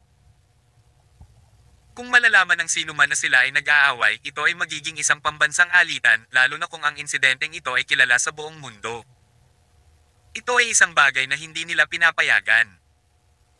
Kaya naman, lahat ng lumabas ay pinilit na pumirma sa isang non-disclosure agreement sa ilalim ng pangangasiwa ng militar. Kung may lalabas na impormasyon sa insidenteng ito, sila ay mabigat na itatanong. Baka mawalan pa sila ng kayamanan o buhay dahil dito. Sa huli, ang paglilitis ay isang formalidad lamang upang isara ang kaso. Bagamat sira ang laptop ni Zachary, nakasave pa rin ang mga video file sa loob. Bukod dito, ang mga goons ni Easton, si Gordolf, at ang mga opisyal na umaresto sa kanya ay lahat ay nagpatotoo upang patunayan ang pagiging inosente ni Alex. Sa napakaraming ebidensyang nasa kamay, ang mga akusasyon ni na Quentin at Snow ay walang kabuluhan. Makalipas ang kalahating oras, mapayapang natapos ang paglilitis. Sumakay si Draco sa helicopter at umalis din sa bahay ng mga Zimmer. Lumabas din sina Alex, Tita Rockefeller, ang Larsens, Zachary, at Geronimo. Inaresto ng inspector mula sa Alaska si Quentin habang inihatid ni Snow si Grant sa kanilang paglabas. Bukod sa kanila at sa pangunahing pamilyang Zimmer, walang dapat makaalam kung paano napunta ang paglilitis. Ang lahat ay dapat panatilihing lihim sa lahat ng bagay. Si Richard Asterisk. Paglabas pa lang nila ng gate, hindi napigilan ni Geronimo na hawakan ang kamay ni Alex, iniskan siya mula sa itaas hanggang sa ibaba. Nagmamadali siyang nagtanong, "Where's your mother?" "Anak ko, ibig kong sabihin." "Nasaan siya?" Matamen siyang tinitigan ni Alex. Walang paabi, sinuntok niya ang kanyang dibdib. Hindi yun inaasahan ni Geronimo at napaatras siya ng ilang hakbang. Nagdilim ang kanyang ekspresyon habang sumusuka ng isang subo ng dugo. Nagulat ang lahat nang makita ito, lalo na si Zachary. Pakiramdam ni Zachary ay lumulubog ang kanyang puso. "Alex, what the hell? Siya ang iyong lolo para sa pagiyak ng malakas." Galit na sigaw niya. Pagkatapos ay tinulungan niya si Geronimo na makatayo. Sagot ni Alex. "Alam ko kaya naman sinuntok ko siya." Hindi nakaimik si Zachary. Pinunasan ni Geronimo ang dugo sa kanyang bibig at tumawa. Mabuti. Iyon ay isang magandang suntok. Mas gamaan ang pakiramdam ko pagkatapos isuka iyon. Siguradong brutal ang anak ng isang B*** na si Grant sa kanyang mga pag-atake. Ang aking kamanghamanghang apo. Hindi ako maniniwala sa iyong pangalawang lola nang sabihin niya sa akin na ikaw ay isang master na nagngangalang Rockefeller. Pero ngayon ginagawa ko na. Napatingin si Zachary habang nag-uusap ang dalawa. Sa kanya napagtanto na hindi talaga sinuntok ni Alex ang presidente. Kinagamot lang niya ang mga sugat niya. Inilabas ni Alex ang isang rejuvenation pill at iniabot kay Geronimo. "Kainin mo ito. Ito ay mabuti para sa iyo." Walang pag-aalinlangan itong kinuha ni Geronimo at itinulak sa kanyang bibig. "Sige, pwede ko na bang makita ang anak ko?" "Oh my sweet little Brianna, 40 taon ko na siyang hinahanap." Tumango si Alex. Medyo nasiyahan sa mga ikinilos ni Geronimo sa buong pangyayari, alam niyang ang kanyang lolo ay isang madamdaming matanda. Kabanata 1379. Sa totoo lang, si Brittany at ang iba ay kasalukuyang malapit sa bahay ng mga Zimmer. Hindi sila sumunod sa kanila sa loob dahil hindi nila mahuhulaan kung ano ang mangyayari mamaya. Kaya naman, ang paghihintay sa labas ay makakabuti lamang sa kanila. Kung lumala ang sitwasyon, maaaring makatakas sina Alex at Tita Rockefeller na may kaso dahil sila ay may liksi na gawin ito. Gayunpaman, kung mayroon silang mas maraming tao na protektahan, lalo lang silang mahihirapan nito. Ilang saglit lang, nagkita na sila nina Brittany, Maya, at iba pa. "Alex, okay ka lang?" Tinawakan ni Brittany ang kamay ni Alex at nag-aalalang nagtanong. "Nakita namin ang isang malaking helicopter na dumaong doon at ang daming naka-uniformeng lalaki. Nag-alala kaming may sakit." "Okay lang ako. Everything's settled now," sagot ni Alex. Tumango si Brittany. "Mabuti. Ngayon, huwag gumawa ng mga padalos-dalos na desisyon mula ngayon. Mag-isip bago ka kumilos at huwag pumatay ng madalas." "Oo, nanay." Habang nag-uusap sila, hindi maialis ni Geronimo ang kanyang mga mata kay Brittany. Kahit na matapos ang lahat ng mga taon ng paghihiwalay na ito, nakilala pa rin niya ito. 10 na si Brittany nang umalis siya. Kaya't ang karamihan sa kanyang mga tampok sa mukha ay nakikilala pa rin kahit na pagkatapos ng 40 taon. "Mahal kong anak." Kumalaklak si Geronimo, nanginginig ang boses. Nakatutok pa rin si Brittany sa kanyang anak noon. Laking gulat niya nang marinig niya si Geronimo. Pagangat ng kanyang tingin, nakita niya ang kanyang ama. Pagkaraan ng 40 taon, ang lalaking nasa katanghaliang gulang na kilala niya noon ay isa na ngayong matanda na may puting buhok at kulubot. Puno ng emosyon ang mga mata niya na hindi mabasa ng kahit sino. Sa mismong sandaling iyon, naramdaman ni Brittany na parang ang bawat emosyon na naramdaman niya ay namumuo sa loob ng kanyang dibdib. Ibinuka niya ang kanyang bibig ngunit wala ni isang salita ang lumabas. Niyakap siya ng mahigpit ni Jeronimo habang umiiyak ito. Mahal kong anak. Sa wakas natagpuan ka na ni Daddy. Pagkatapos ng 40 taon. Namiss kita ng sobra. Noong una, bahagyang nag-aatubili si Brittany na tanggapin ang kanyang biglaang pagmamahal. Naalala niya kung gaano niya kagalit ang kanyang ama noon. Gayunpaman, pagkatapos makipagkita kay Lexia, naalis niya ang maraming hindi pagkakaunawaan na mayroon siya. Napagtanto niya na biktima rin si Jeronimo sa lahat ng ito. Matapos ang lahat ng mga taon na ito, gusto pa rin niyang malaman kung saan sila nagpunta ng kanyang ina, si Yvonne. Ngunit ang lahat ng paghihirap na ito ay dulot lamang ng isang tao, si Ruby. Si Richie Asterisk. Sa muling pagsasama ng mag-ama, alam ng mga Larsen na hindi na sila dapat manatili pa. Bilang mahistrado ng Michigan, kailangang gampanan pa rin ni Wayne ang kanyang mga tungkulin mula nang nakipag-usap si Quentin sa media noong 1 linggo. Ngayong naaresto na siya, kinailangan ni Wayne na sumagot sa mga opisyal sa Michigan at harapin ang resulta. Kaya naman, umalis ang mga Larsen samantalang si Alex at ang iba ay nagtungo sa Lush Cosmetics. Matapos ang mahabang hiwalayan, halatang maraming gustong sabihin ang dalawa sa isa't isa. Kusang loob pa nga silang binigyan ni Alex ng space para magkaroon sila ng alone time. Makalipas ang 2 oras o higit pa, lumabas ng kwarto si Brittany, namumula ang mga mata. Nilainggan niya si Alex at sinabing, "Alex, bisitahin natin bukas ang puntod ng lola mo." Tumango si Alex. "Sige." Tinapik ni Jeronimo ang balikat ni Alex. "Malaki na kayo ngayon, anak. 40 taon na kaming naghiwalay ng nanay mo. Narinig ko yan nung una kang pumunta sa pwesto ko. Halos sirain mo ang buong bahay." Tumaas ang isang kilay ni Alex at nagtanong, "Binigyan ko sina Ruby at Bennett ng parasitic worm bawat isa at pinilit silang magsisi sa kanilang mga kasalanan sa harap ng libingan ng aking lola sa loob ng 3 buwan. May opinyon ka ba dyan?" Tumango si Jeronimo. "Oo, ano ang gagawin mo tungkol dito?" Umiling si Alex. "Wala talaga. Sa ngayon, wala kang pagkakataon laban sa akin." "Ano?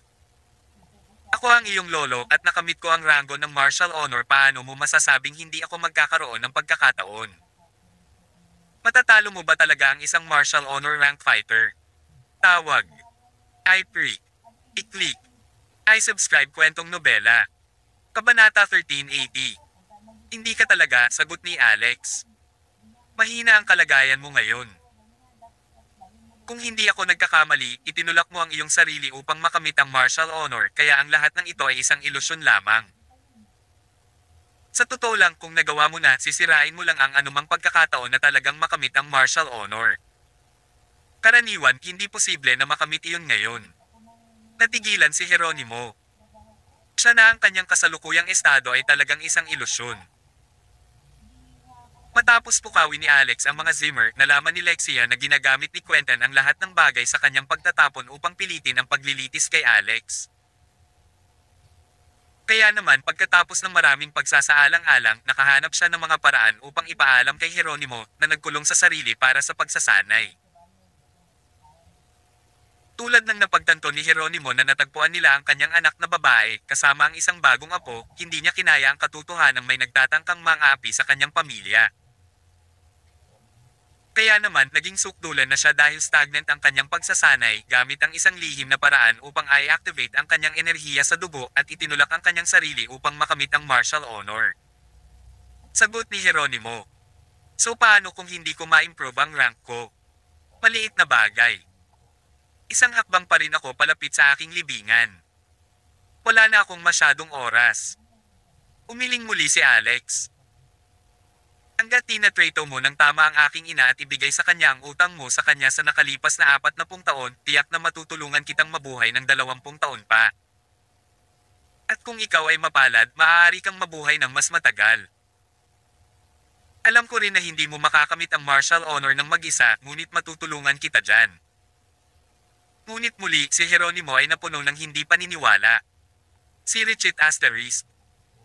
Kinabukasan, nagtungo si Alex at ang kanyang pamilya sa Long Beach para bisitahin ang puntod ni Ivan. Si Jeronimo, ang warlord, ay nakaplaster ng mahigpit na ekspresyon sa kanyang mukha sa buong paglalakbay pababa sa libingan. Ang kanyang mga mata ay puno ng walang katapusang kalungkutan at pananabik.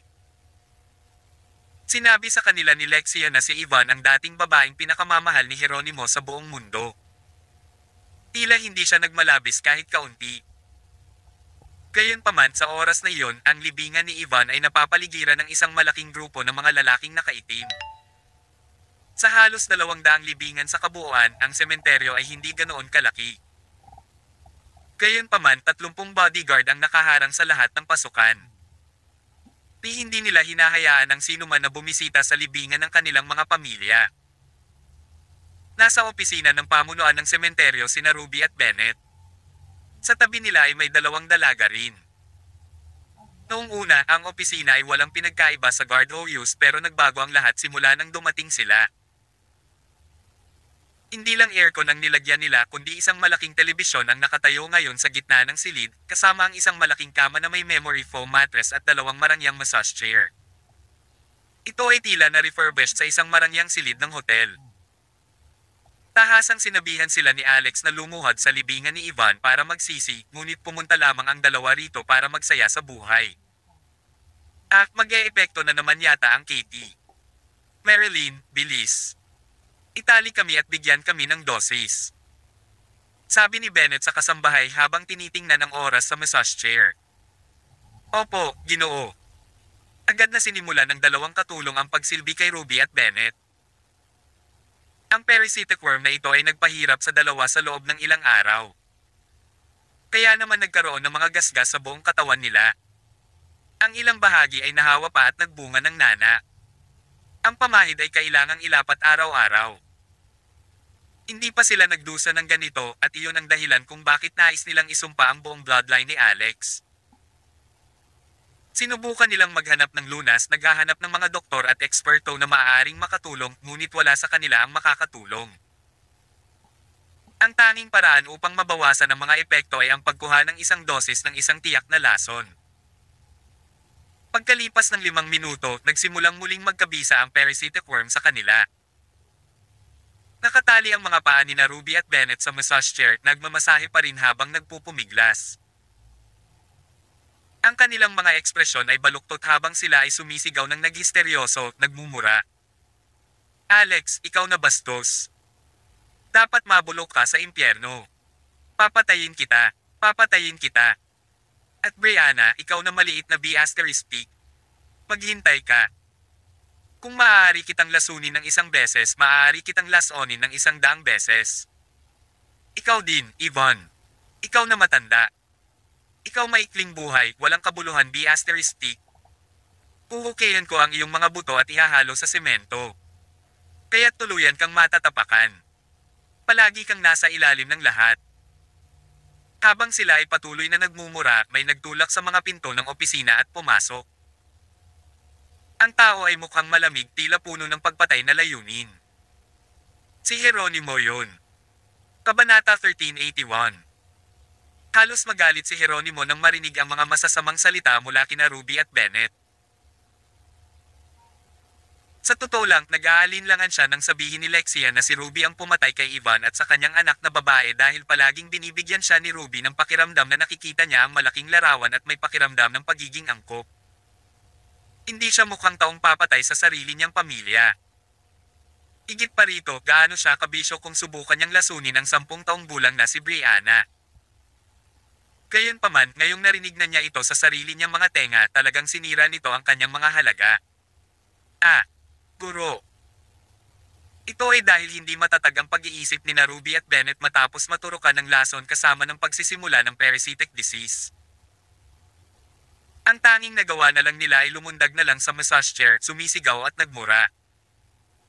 Hindi man lang nila alam na may ibang tao sa tabi nila pero alam ng 2 yaya. Ang 2 ito ay mga kasambahay ni Ruby at natural na nakita nila si Jeronimo noon. Sa sandaling ito, nang makita si Jeronimo na hindi inaasahang bumaba mula sa langit, namutla silang dalawa sa takot at hindi man lang ng ahas na huminga ng malakas. Matapos marinig ang pagmumura ni Ruby at Bennett, sa isubog na sa galit si Jeronimo. Agad na lumuhod ang dalawa sa lupa at sabay na nagsabi, "Guro, patawarin mo kami. Pinilit kami ng First Lady na pumunta dito." Sa oras na ito, tila may narinig si Bennett at bahagyang naging matino. Matapos isumpa si Ivan, bahagyang minulat niya ang kanyang mga mata at sinabing, "Marilyn, sinong kausap mo?" "Anong master? Nag-iisa pa rin ang aking ama at hindi ko alam kung makakalabas pa siya ng buhay." Ang lumang bagay na iyon ay hindi maaaring tumigil sa pag-iisip tungkol sa matandang bitik na iyon, si Ivan Wilmer. Talagang hindi siya dapat lumabas. Kung lalabas siya dito, patay na patay tayo. Pagkatapos niyang magsalita ay sumigaw na naman siya. May mga landas ng maliliit na uod na lumalangoy sa ilalim ng kanilang mga balat na para bang sinalakay ng mga dayuhan ang kanilang mga katawan. Masama itong tingnan. The asterisk starred. Sampal. Hindi na talaga napigilan ni Jeronimo ang sarili kaya't sinampal niya ng malakas ang mukha ni Bennett na naging sanhi ng pamumula ng buong mukha at nalaglag pa ang dalawang ngipin. Ang sakit sa pisngi ni Bennett ay lalo siyang napatahimik. Napatigilid ang mukha niya at napagtantong si Jeronimo iyon. Gayunpaman, naisip niyang nag-hallucinate siya. Nagluwa siya ng laway na puno ng dugo at sinabing, "Ano ba? Nabulag siguro ako ng mga demonyo. Pangarap ko talagang lumabas ang lumang bagay. Malakas talaga ang epekto ng nakamandag na injection." Sabi ni Ruby sa tabi niya, "Bennett, ano ang binubulong-bulong mo dyan?" "Nako, mas hindi ka nais-nais ang episode sa pagkakataong ito." "Ay nako, hindi sapat ang isang injection. Marilyn, ikuha mo ako ng isa pa." God, the asterisk man eat. Ang lahat ng ito ay dahil sa matandang B-asteristic na iyon, si Ivan Wilmer. Kung namatay lang siya kasama ang kanyang anak, paano niya isinilang ang bastard na iyon, si Alex Rockefeller? Maghintay lang. Talagang puputulan ko ang B-asterisk star na iyon at ipakin sa mga ligaw na aso pagkamatay niya. Nagsimulang manginig ang buong katawan ni Jeronimo nang marinig niya hanggang dito. Samantala, pumasok na sa management office sina Alex, Brittany, Maya, Waltz at Hailey. Bahagya silang naantala sa pakikitungo sa mga security guard na nagbabantay sa paligid kanina lang. Pagpasok nila sa opisina sa sandaling ito, narinig nila ang masasamang salita ni Ruby. Snap! Pinitik ni Alex ang kanyang mga daliri. Pagkatapos ng dagsa ng espiritual na kapangyarihan na dumaloy sa dalawang tao, ang pagsisimula ng parasitiko na sakit sa kanila ay pansamantalang naalis. Pagkatapos sila ay matino.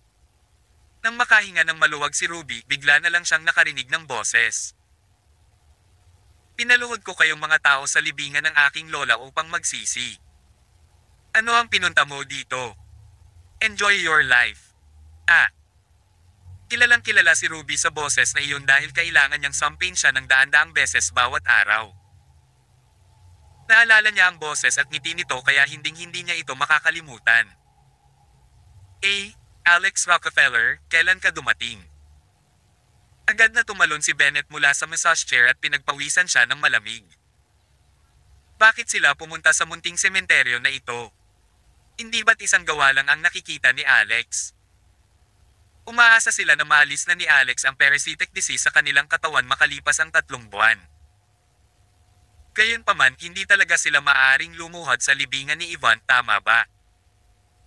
Buti na lang hindi nila siya hinukay mula sa kanyang libingan. Nagreklamo pa sila na nakakapagod na lumuhod ng 1 minuto sa sobrang init ng araw. Paano kaya sila luluhod ng 3 buwan? Kaya naman kumuha sila ng 30 bodyguard sa paligid ng sementeryo upang maiwasan ang biglaang pagdating ni Alex upang sila ay mapaalalahanan at makapag-aksyon muna. Sa kasamaang palad, nakita ang kanilang mga pakulo ng kararating lang ni Alex at ng iba pa sa paanan ng bundok ng sementeryo. Tawag. I-prick. I-click. I-subscribe kwentong nobela. Kabanata 1382. Sa pag-uusap, napagtanto ni Ruby na si Marilyn at Mariah ay nakaluhod sa lupa at nanginginig sa takot. Muli siyang tumingin at napansin ang isang matandang lalaki na may malamig na ekspresyon na nakatayo sa gilid. Hindi ba asawa niya iyon, si Jeronimo Melves? Sa isang iglap, sisubog na si Ruby. Master, bakit? Bakit ka na parito? Walang ipinakitang ekspresyon si Jeronimo ngunit ang kanyang mga mata ay nakakatakot na malamig. Bakit mo naisip na dumating ako? Ang una kong asawa ay naghihirap dito. Sa tingin mo ba ako, ang asawa, ay hindi dapat pumunta dito at tingnan? Nang marinig iyon ni Ruby ay nabalisa siya. Umiyak siya at sinabing, Guro, kami ni Bennett ay dumaranas ng malaking kasalanan sa pagkakataong ito. Siya nga, nilason tayo nitong D***star ng kung anong uri ng parasitic disease. Sa tuwing may episode kami para kaming kinakain ng libu-libong uod. Napakasakit. Ay, sinungaling ang lalaking ito. Siguradong nagsinungaling siya sa iyo na nagsasabing apo mo siya, hindi ba? Huwag kang magpapaloko sa kanya. Lahat ay peke. Patayin siya kaagad, patayin siya kaagad. Tumawa ng mahina si Alex, kung papatayin mo ako, walang gamot para sa parasitic disease sa iyong katawan. Ito. Oo. Hindi mo siya mapapatay ngayon. Hayaan mo munang alisin niya ang parasitic disease sa ating katawan. Patayin siya pagkatapos maalis ang sakit. Mahinang ungol ni Alex. Samantala, ang mga mata ni Brittany ay nagliliyab sa galit. Noon, malinaw pa rin sa kanyang isipan ang eksenang sinasaktan sila ng kanyang ina. Minsan, napapanaginipan pa niya ang masamang babaeng ito. Sa kanyang teenage years, minsan ay parang demonyo si Ruby na dumaikit sa kanyang katawan. Nako, stepmom. Maraming taon na ang lumipas pero napakasama mo pa rin. Noon, sinubukan mong lasunin ang mag-ina ko. Ngayon, gusto mo pang patayin ang anak ko. Sa kasamaang palad, hindi mo magagawa iyon. Tinitigan ni Ruby si Brittany. Ay ikaw si Brianna Melves. Sabi ni Brittany, nagulat ka, tama. Akala mo ba matagal na akong namatay? Tumingin si Ruby kay Jeronimo. Guro, si Ivan ay isang espesyal na ahente. Siya ang underground destroyer at kaaway ng Amerika. And, this little B*** was raised by Yvonne since she was young. She's a little spy too.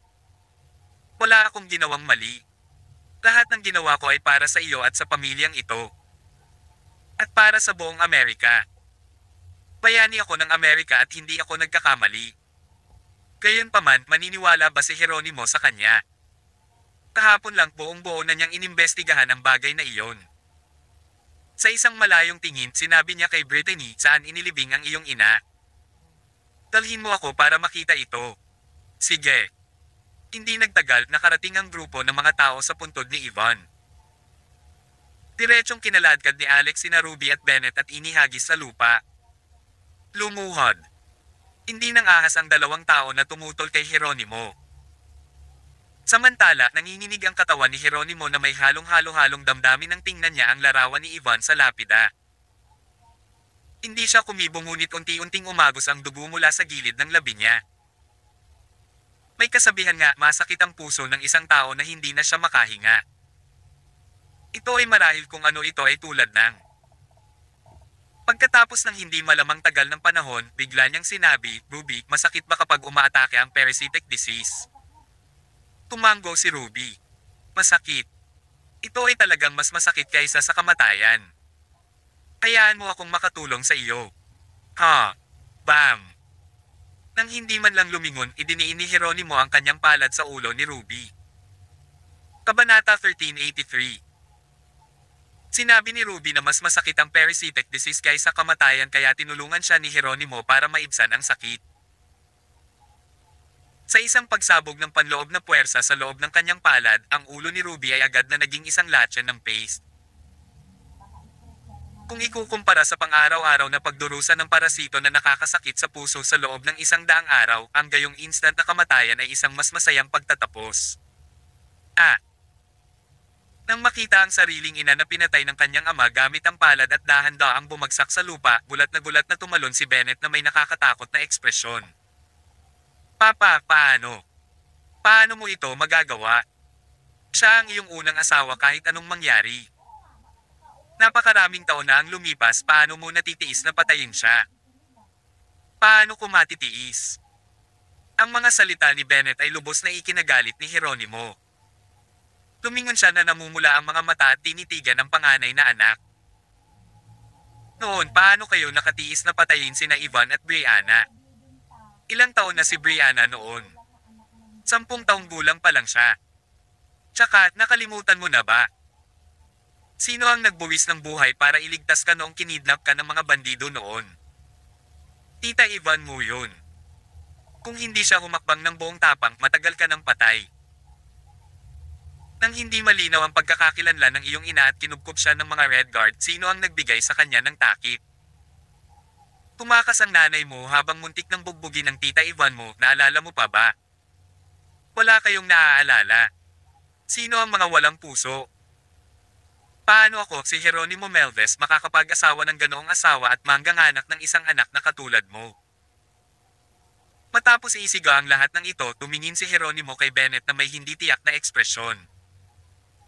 Napaluhod si Bennett sa lupa kasabay ng pagkulog dahil sa takot. Dad, alam kong mali ang ginawa ko. Noon, si nanay ang pumilit sa akin. Wala rin akong choice. Walang ekspresyong sinabi ni Jeronimo, then what about now?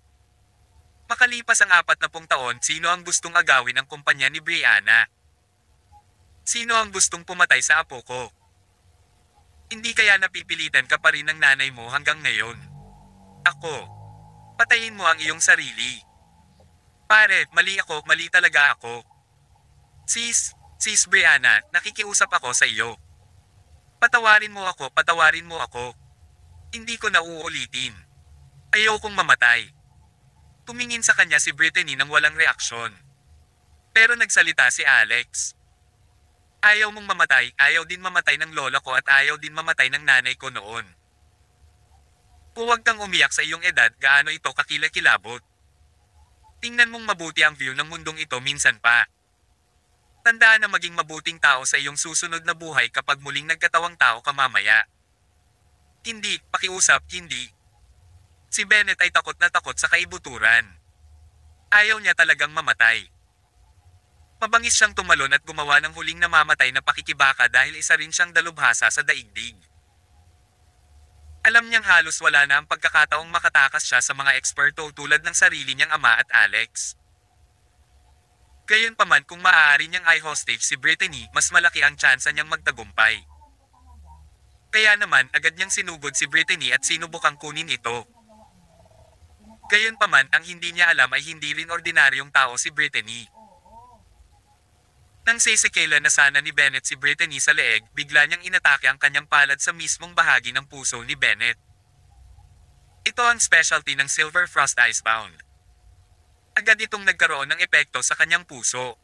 Ano? Paano ito posible? Si Bennett ay lubos na hindi makapaniwala. Wala rin siyang bantay. Bilang karagdagan sa pagpapahirap sa sakit na parasitiko at ang nakakalaso na iniksyon, ang kanyang lakas ay lubhang nabawasan. Walang paraan na maiiwasan niya ito. Sa isang paghinga, ang kanyang puso ay ganap na nagyelo sa isang tipak ng yelo. Nang walang supply ng dugo, napabuntong hininga si Bennett habang ang kanyang mukha ay agad na naging kulay ube. Nakatingin siya kay Brittany na nakakagulat ngunit nakakatakot. Paano mo? Itinago ni Brittany ang kanyang palad at bamulong pinatawad na kita. Nanlaki ang mga mata ni Bennett ngunit hindi siya maaaring mamatay sa kapayapaan. Si Richard Asterisk. Tumayo si Jeronimo sa harap ng libingan ni Ivan sa kabuuan ng isang araw at isang gabi. Sa huli, si Brittany ang ham attack sa kanya pabalik. Lumipas ang isang gabi, si Jeronimo ay tila tumanda ng ilang taon at nanghihina ang kanyang espiritu. Gayunpaman, iyon ay kalungkutan.